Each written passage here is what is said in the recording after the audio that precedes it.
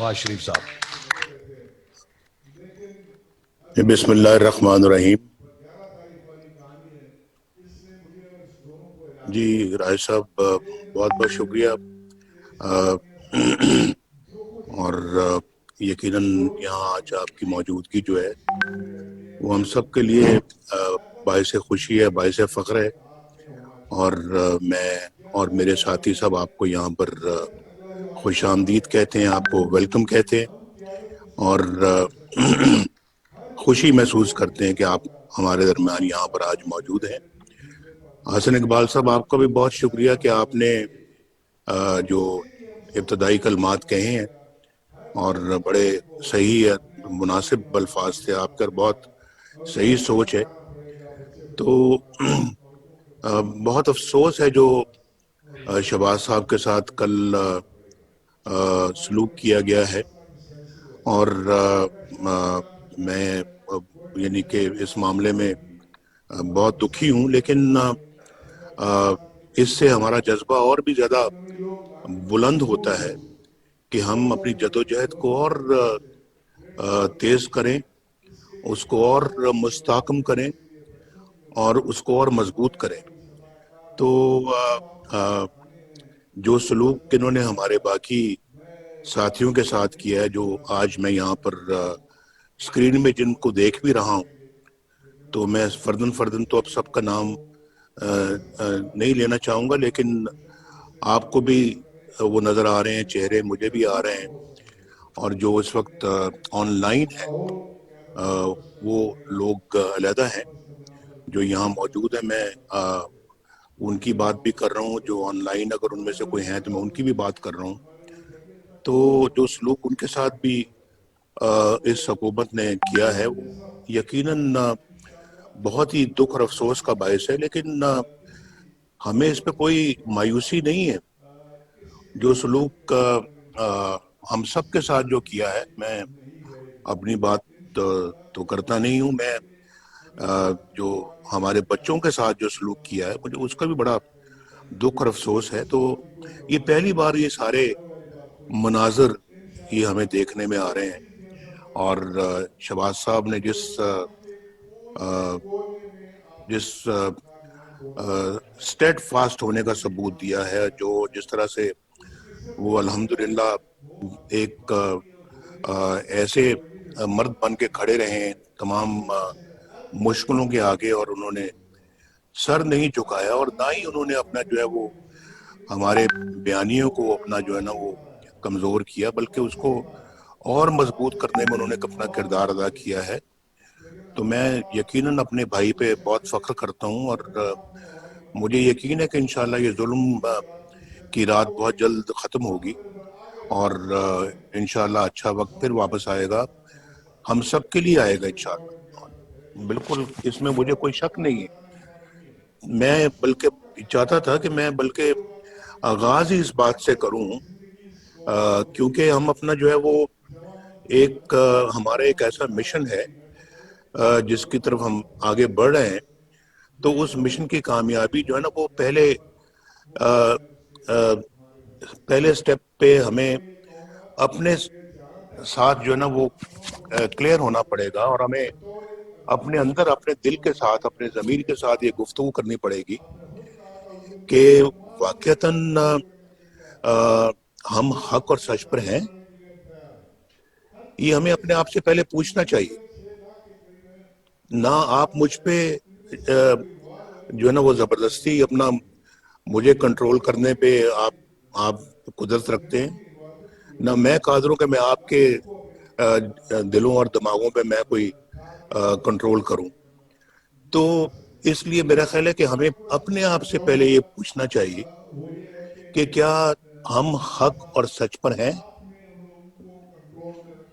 جو کچھ پاکستان میں ہو رہا ہے یہ وہ سب صحیح ہے، اور الیکشنوں میں جو دھاندلی ہوئی ہے وہ صحیح ہے، اسے ہم اپنا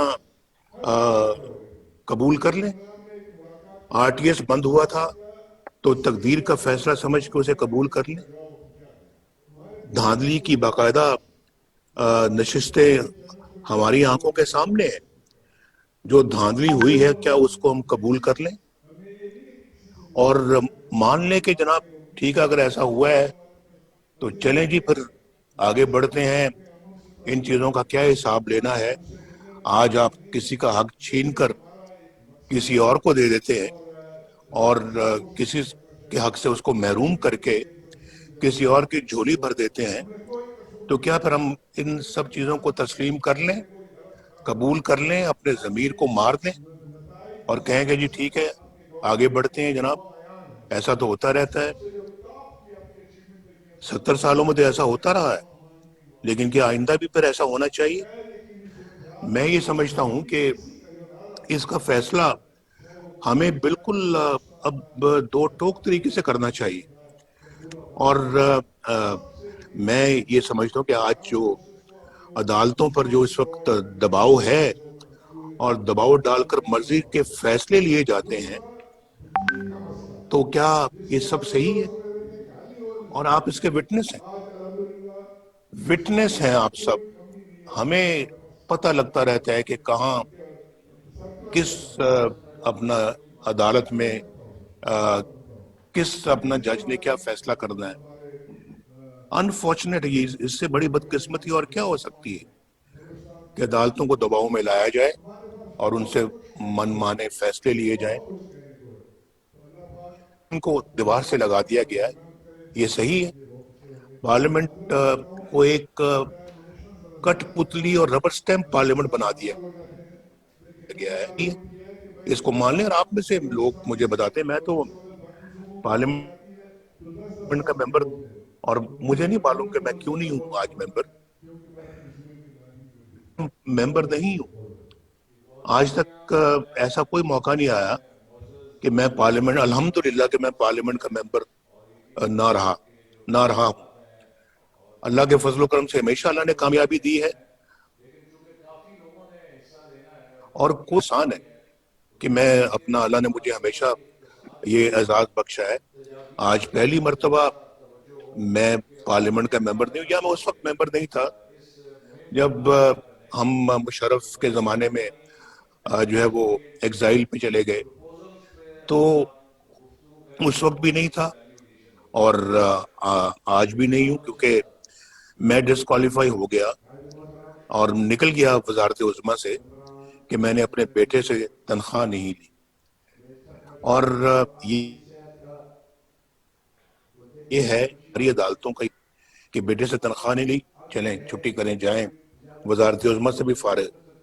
اس کے بعد پھر چلیں، وزارت عظمیٰ سے فارغ ہونے کے بعد مسلم لیگ کی صدارت سے بھی فارغ، ساری فائل۔ یہ کیا آپ کا دل و دماغ اس بات کو تسلیم کرتا ہے کہ اس کو، ان سب چیزوں کو مان لیا جائے؟ سیاست جو ہے وہ انسان اپنی سیلف رسپیکٹ کو ملوز خاطر رکھ کر انسان سیاست کرتا ہے، سیلف رسپیکٹ کمپرومائز کر کے نہیں۔ تو اگر جس میں سیلف رسپیکٹ جو ہے وہ چلی جائے تو پھر کون سی سیاست اور کیسی سیاست؟ تو میں تو سمجھتا ہوں کہ یہ آج سب چیزوں کو سوچنے کا یہ دن ہے، اور مجھ جیسا آدمی جو 3 دفعہ اللہ تعالیٰ کے فضل و کرم سے اور آپ کی مہربانیوں سے اور آپ کی دعاؤں سے اور آپ کے تعاون سے وزیر اعظم بنا، میں 3 دفعہ، تو اس کے ساتھ یہ سلوک ہو رہا ہے کہ اس کو ملک سے باہر جو ہے وہ رکھا گیا 1999 سے لے کے 2007 تک، اور اب اپنا جو عدالتوں کی اجازت ہے میں باہر آیا ہوں۔ تو آج ہی کوئی عجیب و غریب سا میں نے کمنٹس پڑھے ہیں، بڑی تکلیف ہوئی ہے وہ کمنٹس پڑھ کے، مجھے بہت افسوس ہوا ہے۔ تو اب وہ آپ بھی سب جانتے ہیں، میں اب اس پہ کیا کمنٹ کروں، لیکن مجھ جیسا بندہ جو ہے جس نے پاکستان کی الحمدللہ خدمت کی ہے دل و جان کے ساتھ، یہ میرے ساتھی آپ کے ساتھ بیٹھے ہوئے ہیں، یہ جنہوں نے میرے ساتھ مل کے پاکستان کی بجلی کو بحال کیا، پاکستان کی روشنیوں کو بحال کیا، پاکستان کی انڈسٹری کو چلایا، پاکستان کی تجارت کو چلایا، گھروں میں بجلی لے کر آئے، اور پھر کسانوں کے لیے ٹیوب ویل چلائے، بجلی جو ناپید ہو چکی تھی اس کو دوبارہ لے کر آئے، دن رات کام کیا، ڈیم بنوائے، بجلی کے کارخانے لگوائے، اور پھر کہاں کہاں کارخانے نہیں لگے، اور اتنی سپیڈ میں. اور میں اپنے بھائی شہباز شریف کو بھی سلوٹ کرنا چاہتا ہوں کہ جس نے ماشاءاللہ دن رات ایک کر کے یہ بجلی کے کارخانے جو پنجاب میں لگے ہیں، اس کا سہرا شہباز شریف کے سر پر ہے، اور آپ یہ خواجہ آصف صاحب کے سر پہ ہے، اور شاہد خاقان عباسی کے سر پہ ہے، اور جو بھی لوگ اس ٹیم میں شامل تھے ان کے سر ہے. آپ جانتے ہیں، یہاں بیٹھے ہوئے ہیں ڈار صاحب میرے ساتھ یہ بیٹھے ہوئے ہیں، ڈار صاحب ماشاءاللہ ان کے سر پہ ہے، انہوں نے اس کے لیے وسائل مہیا کیے. ڈار صاحب بھی جانتے ہیں، خواجہ آصف بھی جانتے ہیں، شاہد عباسی بھی جانتے ہیں، اور اپنا ڈار صاحب اور کون سے تھے جو بڑے اس معاملے میں ایکٹیو تھے. اور میں ان سیکرٹریوں کو بھی، سرکاری افسروں کو بھی میں بہت ان کا شکر گزار ہوں جنہوں نے ہمارا ساتھ دیا اس معاملے میں، کہ ہم نے اپنا یعنی ہر دوسرے تیسرے دن پرائم منسٹر ہاؤس میں میٹنگیں ہوتی تھی، اور بجلی واپس لانے کے لیے گیس کو پاکستان میں جو ہے نا وہ سپلائی کرنے میں میرا خیال ہے کہ ہم نے کوئی کسر نہیں چھوڑی. اور پھر اس کے بعد یہ تو ایک سیکٹر ہے نا. آپ دیکھ لیں آج موٹر ویز پاکستان یعنی اسلام آباد سے پشاور سے لے کے کراچی تک صرف ایک بیچ میں حصہ رہ گیا ہے جو کہ اپنا ہے وہاں سے سکھر سے لے کے حیدرآباد تک، جو ابھی رہ گیا وہ بھی شاید رہ گیا کہ ہمیں ٹرم ہی نہیں کسی نے پوری کرنے دی. ہمارا ٹینیور جو ہے وہ اپنا جو ہے نا وہ اس میں پورا نہیں ہو سکا، ورنہ اس کی بھی بنیاد رکھ کے ہم جاتے. تو آج جگہ جگہ پاکستان پہ آپ کو ہائی ویز، موٹر ویز نظر آتی ہیں، اور لوگ کتنے مستفید ہو رہے ہیں. تو اس میں ماشاءاللہ حسن اقبال صاحب کا بھی بہت بہت شکریہ جنہوں نے اس کی ساری پلاننگ کی، اور پھر ڈار صاحب کا شکریہ جنہوں نے اس کے لیے پیسے فراہم کیے. اور پھر دھرنوں کے باوجود دھرنوں کے باوجود ہم نے وہ سب کچھ اکمپلش کیا جو اس ملک کی ضرورت تھی. اور پھر 4 سال، میں تو 4 سال رہا، 4 سالوں میں ہم تقریباً بہت کچھ کر گئے تھے. اور پھر آپ ہماری جو ہے وہ گروتھ ریٹ آپ دیکھ لیں، گروتھ ریٹ ماشاءاللہ کتنا بڑھ گیا تھا، اور 5.8% پہ جو ہے وہ گروتھ ریٹ ہم چھوڑ کر گئے ہیں، جو کہ آج نیگیٹو چلا گیا ہے. تو میں یہ سمجھتا ہوں کہ یہ کیا ہے، تو میں یہ سمجھتا ہوں کہ آج اپنا جو ہے وہ اللہ کے فضل و کرم سے جو ہے وہ یہ سب جانتے ہیں کہ ہماری کیا خدمات ہیں اس ملک کے لیے. دہشت گردی کے خلاف ہم جنگ جیت کر گئے، اور پھر پاکستان کو جو ہے وہ گرے سے ہم وائٹ میں لے کے آئے، فیٹف میں، اور سب کچھ آپ کے سامنے ہے. گنوانے کی کیا ضرورت ہے مجھے، لیکن آج ہزارہ موٹر وے بھی دیکھ لیں، سیالکوٹ لاہور موٹر وے بھی دیکھ لیں، آپ اپنا لاہور ملتان موٹر وے بھی دیکھ لیں، ملتان سکر موٹر وے بھی دیکھ لیں، حیدرآباد کراچی موٹر وے بھی دیکھ لیں. بلوچستان میں ہمارا بنی ہے، بلوچستان کے اندر جو ہے اللہ کے فضل و کرم سے ہائی ویز ہم نے بنائی ہے، صرف یعنی پنجاب کے اندر نہیں، بلوچستان اور پھر گوادر کو کوئٹہ سے ہم نے ملایا ہے. یہ کوئی چھوٹا منصوبہ نہیں ہے.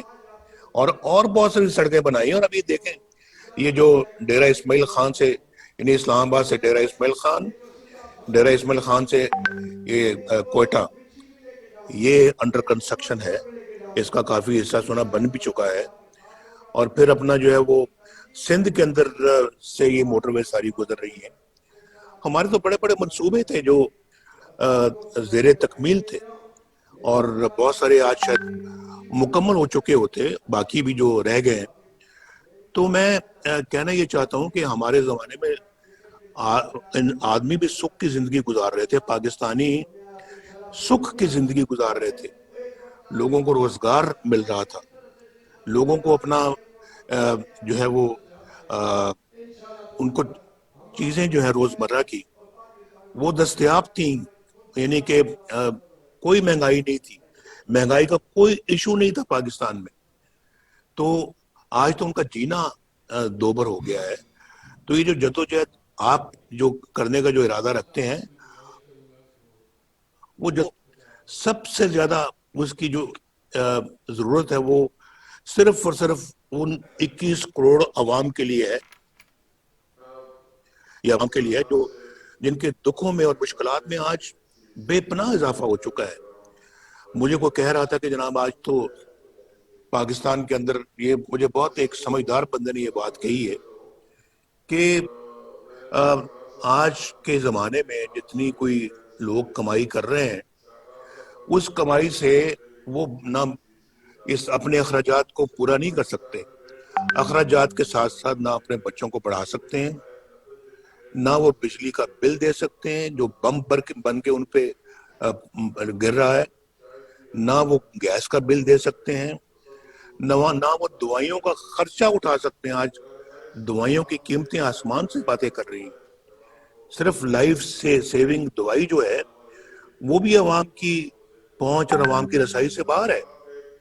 آپ مجھے بتائیں کہ کس طرح سے جو ہے وہ اپنا لوگ اس وقت زندگی بسر کر رہے ہیں. مجھے کوئی آج بتا دے کوئی, وہ کہنے لگے کہ مجھے سمجھ نہیں آتی کہ آج اچھی خاصی جو تنخواہ ہوتی ہے جو 30,000 روپے تک بھی ہوتی ہے, اس میں جو یہ سارے اخراجات جو ہے نا وہ پورے کرنے کے بعد جو کھانا اس نے پکانا ہوتا ہے اس کے لیے روٹی آٹے کی قیمت آسمان سے باتیں کر رہی ہے. آج تو میں پڑھ رہا تھا کہ اب آٹا جو ہے نا آگے ناپید ہونے والا ہے, گندم ہی نہیں باہر سے امپورٹ کی گئی. بھائی ایک زمانہ تھا ہمارا, بھائی گندم امپورٹ چھوڑ کر ایکسپورٹ ہوا کرتی تھی, آج اپنا امپورٹ جو ہے نا وہ کی جا رہی ہے. اس کے لیے بھی آپ کو زر مبادلہ چاہیے, اور یہ اب امپورٹ کر کے تو وہ وقت پہ بھی نہیں اب آ سک رہی, تو شاید دسمبر میں قیمتیں اور زیادہ بڑھ جائیں گی اور گندم کی کمی اس ملک کے اندر آ جائے گی. چینی کی قیمتیں آپ دیکھ لیں, اور شہباز صاحب جو ہے نا وہ انہوں نے میں سمجھتا ہوں کہ ہم ان کی تعریف کرنی چاہیے جو انہوں نے انتہائی پریشر کے باوجود چینی کی قیمتیں نہیں بڑھنی تھی. ہم شاید 50 روپے کلو تھی جب ہم آئے تھے, اور 50 روپے ہی ہم چھوڑ کے گئے, اور لیکن آج جب سے ہم چھوڑ کے گئے ہیں تو 50 سے آج 100 روپیہ کلو چینی ہو گئی. کوئی ہے پوچھنے والا, مجھے بتائیں, کوئی دیکھنے والا ان چیزوں کا ہے؟ اور پھر میں نے آپ کو یہ پہلے کہا, میں نے کہا کہ پہلے تو آپ اپنے آپ سے پوچھیں نا کہ کیا ہم حق اور سچ پر ہیں. اگر ہم حق اور سچ پر ہیں تو پھر میرا خیال ہے کہ ہمیں کوئی تامل نہیں ہونا چاہیے, کوئی ہیزیٹیشن یا تحفظ نہیں ہونا چاہیے کہ ہم ان چیزوں کے خلاف جو ہے وہ برسر پیکار ہوں. تو میں کیا پاکستان میں پوچھ رہا تھا کہ جو کچھ ہم ہو رہا ہے وہ صحیح ہے, اور الیکشنوں پہ بات ہو رہی تھی کہ کیا الیکشن میں جو دھاندلی ہوئی ہے وہ صحیح تھی, اس کو مان لیں ہم. میرا تو ضمیر اس کو قبول نہیں کرتا, اور میں اسی پہ بات پہ میں نے کہا تھا کہ سیاست اور نو سیاست, کوئی انسان کا ضمیر بھی ہوتا ہے, کوئی انسان کی سیلف رسپیکٹ بھی ہوتی ہے. آج تو ہم انگریزوں کی غلامی سے نکل کر آپ اپنوں کی غلامی میں آ گئے ہیں. ہم کوئی فری سٹیزن تو نہیں ہیں. آج آپ پوچھیں اپنے آپ سے, آپ ہیں؟ پوچھیں, ذرا پوچھ کے دیکھیں آپ. جس پارلیمنٹ کے ممبر ہم بنے ہوئے ہیں وہ پارلیمنٹ کتنی خود مختار ہے.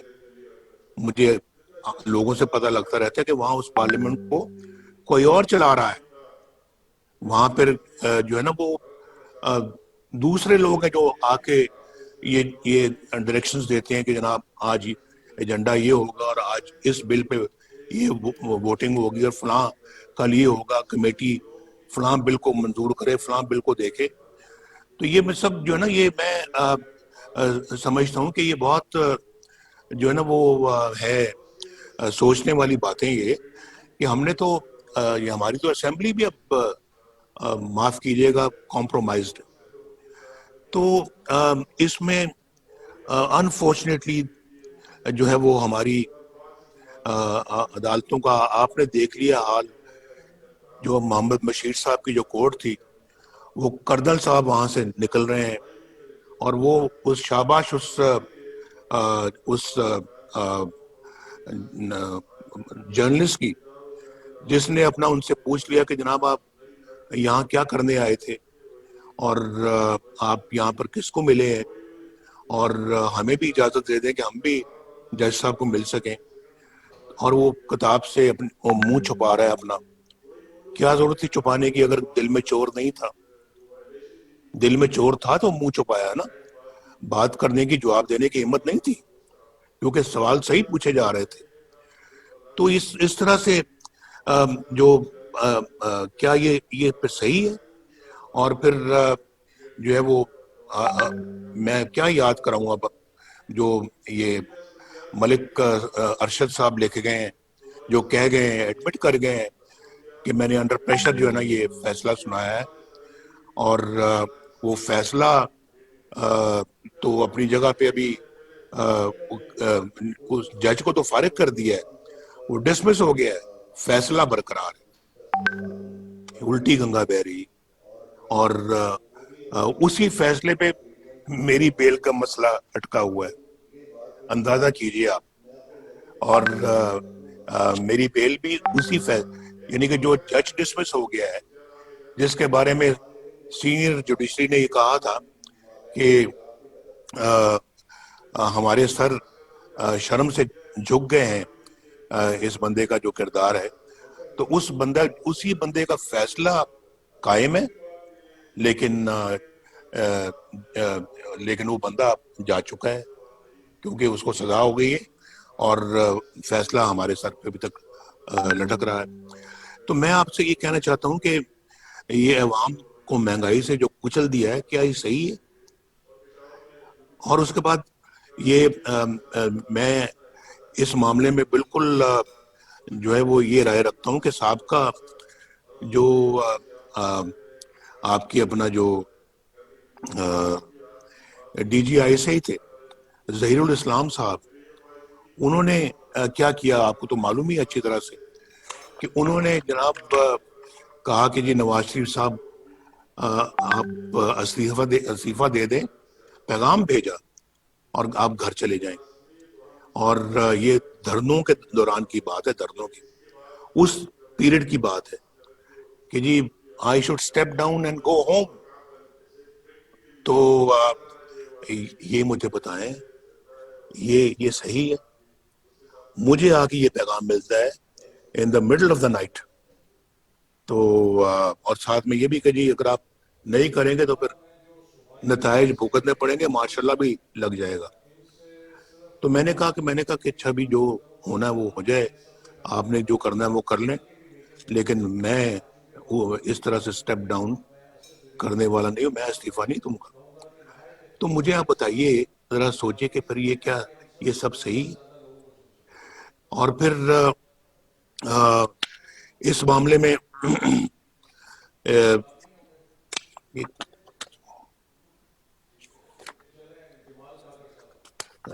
معاف کیجیے گا. دوسرا یہ دیکھیں کہ یہاں پہ بیان دیا جاتا ہے کہ جرنیل فوج کا سیاست میں کوئی کردار نہیں ہے اور فوج جو ہے وہ سیاست میں کوئی حصہ نہیں لیتی، تو کوئی مداخلت نہیں کرتی. تو پھر مولانا غفور حیدری صاحب نے جو کہا کہ مجھے جنرل باجوہ نے بلایا، چیف آف آرمی سٹاف نے مجھے بلایا اور مجھے کہا کہ جی آپ یہ دھرنا بند کریں، ہم جو نواز شریف کے خلاف کر رہے ہیں آپ اس کے مداخلت نہ کریں۔ پھر یہ تو کون سی سیاست رہے گی جس میں آپ مداخلت نہیں کر رہے؟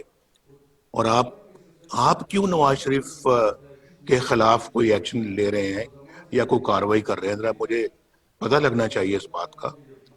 تو کیوں کر رہے ہیں؟ آپ کا تو یہ کام ہی نہیں ہے، آپ کا تو یہ پیشہ ہی نہیں ہے۔ تو آپ یعنی کہ کیوں آپ نے پھر یہ بات ان سے کہی؟ اور اگر آپ نے نہیں کہی تو پھر آپ نے کیا اس کی کوئی کانٹرڈکشن دی ہے؟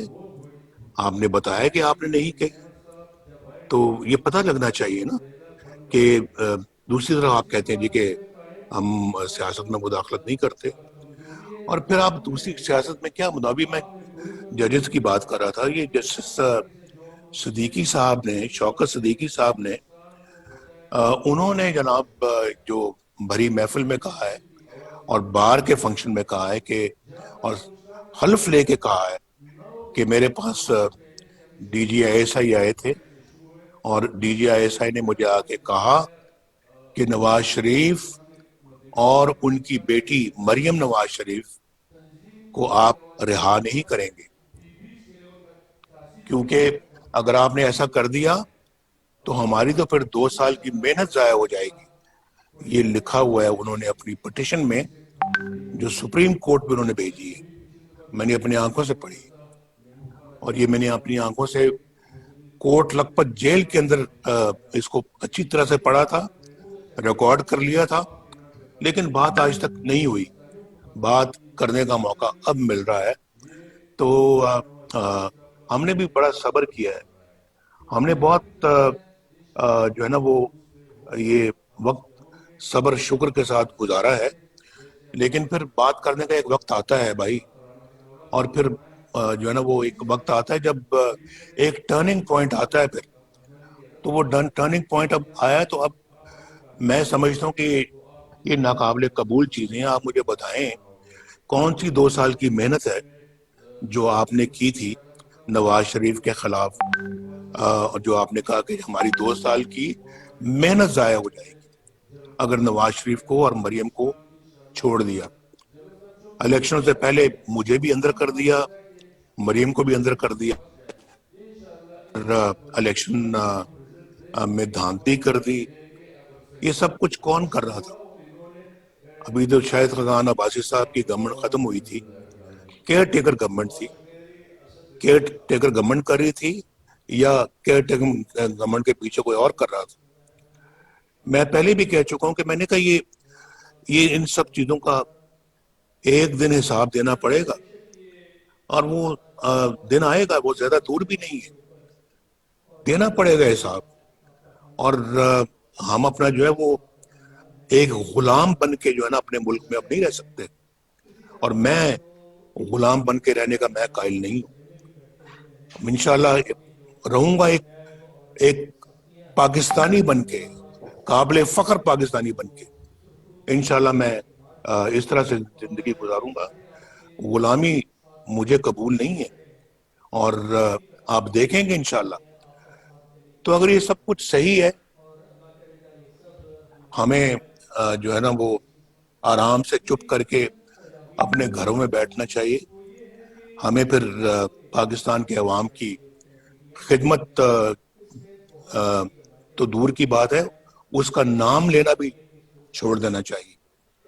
لیکن اگر یہ سب چیزیں صحیح نہیں ہیں، اور ہمارا نہ ذہن، نہ دل، نہ ضمیر اس کو قبول کرتا ہے، تو پھر تو اس کے خلاف اٹھنا ہوگا، اور میں تو اس کے خلاف اٹھنے کا فیصلہ کر چکا ہوں، اور میں نے بالکل دو ٹوک فیصلہ کیا ہے کہ اب یہ جو ذلت کی زندگی کم از کم ہم نہیں جی سکتے، اور انشاءاللہ عزت کی زندگی جئیں گے انشاءاللہ۔ اللہ تعالیٰ ہمیں عزت کی زندگی انشاءاللہ جینے کی توفیق دے گا، اور وہ ان ایٹراسٹیز کے خلاف، ان بروٹیلٹیز کے خلاف، اس ظلم و تشدد اور ٹرینی کے خلاف ہم اپنا جو ہے اٹھ کھڑے ہوں.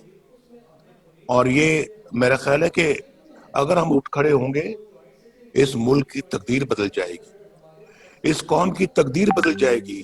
یہ قوم آج مشکلات کا شکار اسی لیے ہے، اس ظلم و ٹرینی کا شکار اسی لیے ہے، مہنگائی کا شکار اسی لیے ہے، بے روزگاری کا شکار اسی لیے ہے کہ ہم اپنا جو ہے وہ اپنے ان فیصلوں کے خلاف کھڑے نہیں ہوتے، اور پھر کوئی اور اس طرح کے فیصلے کرتا ہے، اور ہم ظلم، تشدد اور جو ہے نا وہ ان زیادتیوں کے اور ظلم کے سامنے جو ہے وہ کھڑے نہیں ہوتے.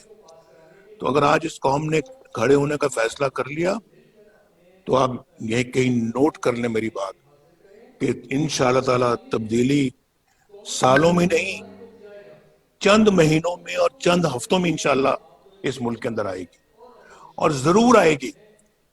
یہ اپنا جو ہے وہ اس بندے کو لے آئے ہیں، سلیکٹڈ وزیر اعظم کو. تو سلیکٹڈ وزیر اعظم جو ہے وہ حق تو آپ کا تھا، لے اس کو آئے ہیں. نااہل آدمی ہے، آتا جاتا کچھ نہیں ہے، پاگل ہے، اور اس کو پتہ ہی نہیں ہے حکومت سازی، حکومت کرنا کس کو کہتے ہیں، حکومت چلانا کس کو کہتے ہیں. اور اس بندے کو تو کوئی اس شعور ہی نہیں ہے، تو خالی ہے اس کا ذہن. تو اس بندے کو لے آئے ہیں، اور اب پچھتا تو رہے ہوں گے کہ لائے بھی تو ہم کس بندے کو لے کے آئے ہیں، لیکن اب آپ لائیں، آپ ہی کو جواب دینا ہوگا. اس بندے کو آپ نے جو ہے نا مسلط کر دیا اس قوم کے سر پر، تو قصوروار تو سب سے بڑے آپ ہیں.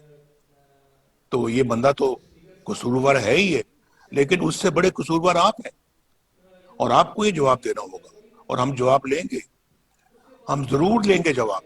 یہ میرا خیال ہے کہ یہ ہماری جو پی ڈی ایم ہے اس کا یہ فیصلہ ہے، اور اس فیصلے کو ہم نے امپلیمنٹ کرنا ہے انشاءاللہ. یہ آج نہیں تو کل، کل نہیں تو 6 مہینے میں، سال میں یہ ہو کر رہے گا، ہو کر رہے گا. تو شہباز صاحب کو آپ گرفتار کرتے ہیں، یعنی دیکھیں، میں بھی اس بات کی میں احتساب، شہباز صاحب کو تو آپ گرفتار کرتے ہیں، اور شہباز صاحب جو ماشاءاللہ اللہ کے فضل و کرم سے جدی پشتی، جو ماشاءاللہ صنعت کار فیملی سے ان کا تعلق ہے، اور وہ اپنا آج سے نہیں ہے، 1937 سے ہے. تو جب پاکستان بنا تو اللہ کے فضل و کرم سے اچھا بھلا صنعت تھی ہماری اس زمانے میں. اور وہ پاکستان کے بننے کے چند سالوں بعد 1972 کے شروع میں جب ذوالفقار علی بھٹو کی حکومت آئی ہے تو پاکستان میں سٹیل کا سب سے بڑا ادارہ تھا، اس کو نیشنلائز کیا.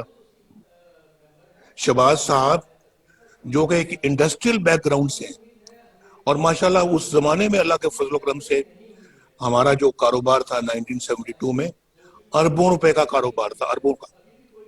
آپ ریکارڈ کی بات ہے، میں غلط نہیں کہہ رہا، ہزاروں لوگ تھے جو کام کرتے تھے ہمارے فیکٹری میں.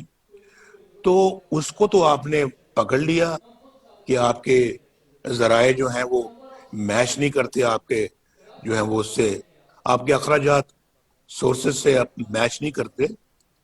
تو بھائی مجھے تو سمجھ نہیں آتی کہ کیوں نہیں میچ کرتے.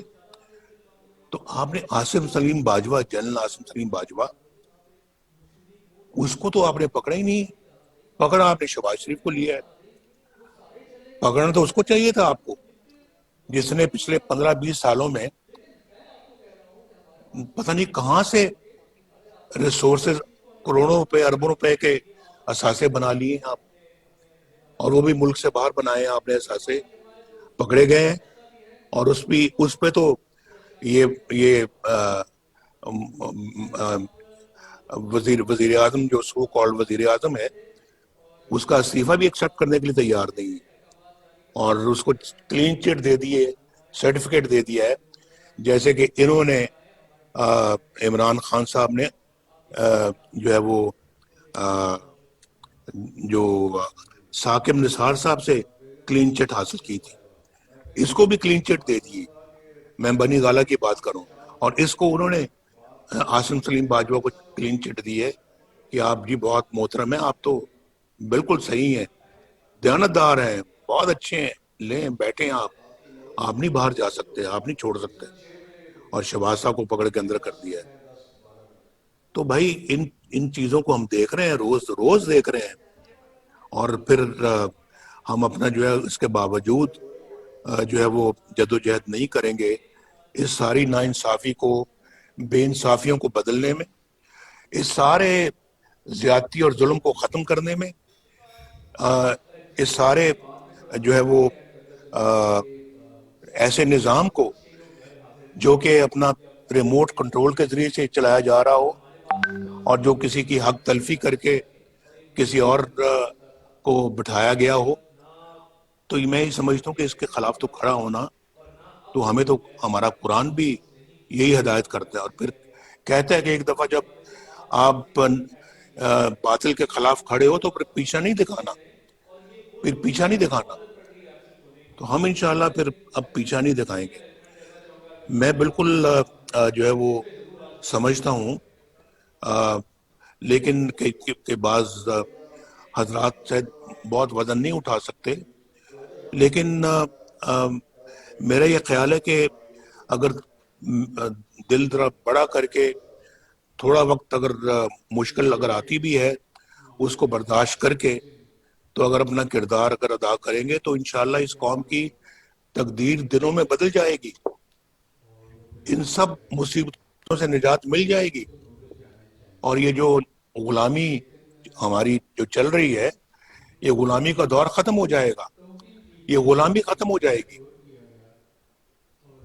یہ میں اللہ کے فضل و کرم سے دعوے سے کہتا ہوں. یہ بات صرف تھوڑا سا اپنے اندر حوصلہ ہم نے پیدا کرنا ہے، اپنے عزم کے اندر جو ہے وہ مضبوطی پیدا کرنی ہے. اور اگر ہم نے یہ کر لیا تو بہت جلدی انشاءاللہ حالات تبدیل ہو جائیں گے. میں چاہتا ہوں کہ آج اپنا جو ہے وہ کل آپ کی میٹنگ ہوئی ہے اپنا وہاں، میٹنگ کے حوالے سے اب اپنا جو ہے وہ، اور پھر جو فیصلے جو ہوئے ہیں ہمارے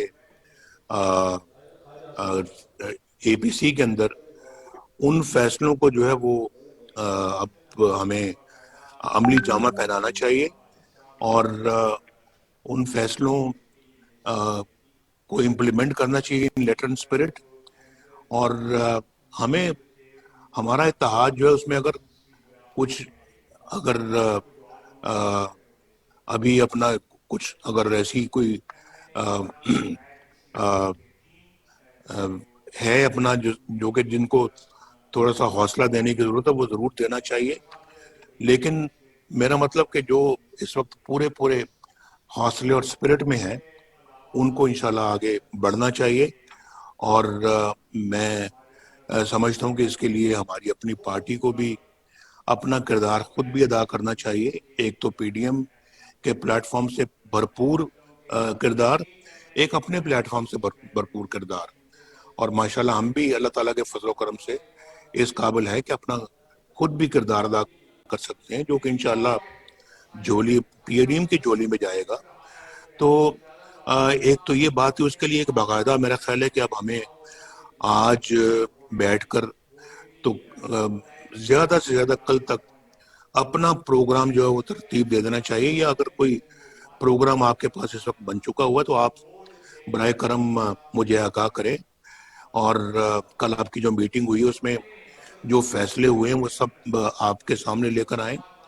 اور پھر آگے اب گلگت بلتستان کے انتخابات بھی آ رہے ہیں، اس میں بھی جو ہے نا وہ ہمیں اب بھرپور طریقے سے گلگت بلتستان کے الیکشنوں میں حصہ لینا چاہیے، اور وہاں ہر طرح سے ایسے کسی بھی ہتھکنڈوں کا دفاع کرنا چاہیے کہ جو خدا نخواستہ اس الیکشن کے اندر کوئی اپنا خدا نخواستہ کو ہاتھ دکھانے کا کوئی ارادہ رکھتا ہو تو اس کو ناکام کرنا چاہیے. تو میں ان باتوں کے بعد میں واپس مائک جو ہے میں آپ کو دوں گا، اور میں آپ کے ساتھ ہی یہاں پر موجود ہوں. آپ برائے کرم اب بتائیے کہ کس طرح سے آپ اپنا ہم ایک پی ڈی ایم کو اور پی ایم ایل این کو آگے آنے والے دنوں میں کیا آپ کا پلان ہے. اور میں انشاءاللہ آج بھی ہوں، اور انشاءاللہ ڈیلی بیسس پہ بھی میں اویلیبل ہوں. اور انشاءاللہ مجھے جو بھی اپنا آپ میری ڈیوٹی لگائیں گے یا مجھے اپنا کوئی فرض سونپیں گے، میں انشاءاللہ اس کو ادا کروں گا. اور سب کو بہت بہت شکریہ، مجھے آپ نے باتیں سنی ہیں. کل چونکہ سی ڈبلیو سی کا بھی اجلاس ہے، تو اس میں بھی میں سمجھتا ہوں کہ ہمیں مل کے بیٹھ کے تقریباً یہی بات کرنی پڑے گی. اس میں زیادہ لوگ ہوں گے تو زیادہ سے زیادہ لوگوں تک اپنی بات ہمیں پہنچانی چاہیے. حفیظ الرحمان صاحب کو میں سامنے دیکھ رہا ہوں، اور میں راجہ فاروق حیدر صاحب کو بھی دیکھ رہا ہوں. آپ کو بھی بہت بہت حفیظ الرحمان صاحب سلام. راجہ صاحب آپ کو بھی سلام. اور حفیظ الرحمان صاحب بھی اس سلسلے میں کچھ ہمیں بتائیں گے تو ذرا ہمارے علم میں اور اضافہ ہوگا. بہت بہت شکریہ. آسر اقبال صاحب، واپس آپ کی طرف مائک بھیج رہا ہوں میں.